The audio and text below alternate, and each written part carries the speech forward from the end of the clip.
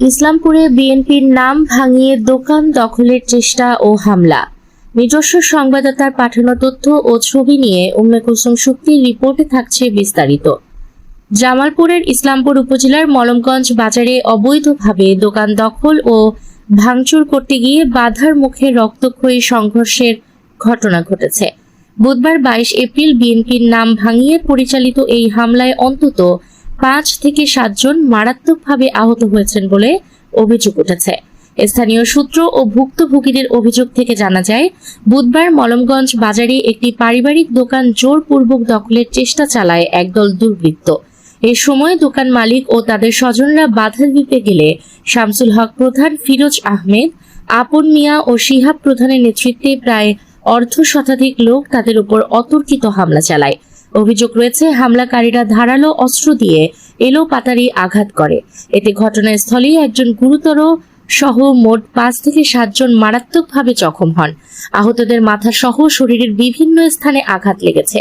বর্তমানে আহতদের উদ্ধার করে দেওয়ানগঞ্জ ও ইসলামপুরে চিকিৎসা দেওয়া হচ্ছে। ভুক্তভোগী পরিবার ও স্থানীয়রা এই ন্যাক্কারজনক হামলার তীব্র নিন্দা জানিয়েছেন। তারা অভিযোগ করেন, একটি কুচক্রী মহল রাজনৈতিক ফায়দা লুটতে বিএনপির নাম ভাঙিয়ে পেশি শক্তি প্রয়োগের মাধ্যমে এই দখলের চেষ্টা চালিয়েছে। এতে দল ও সরকারের ভাবমূর্তি চরমভাবে ক্ষুণ্ণ হচ্ছে বলে মনে করছেন তারা।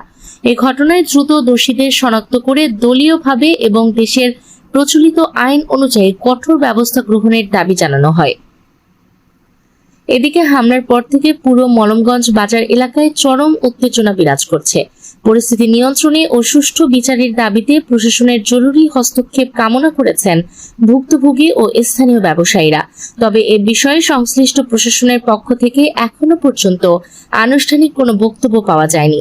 আজিজুর রহমান ডল, নিজস্ব সংবাদদাতা, জামালপুর।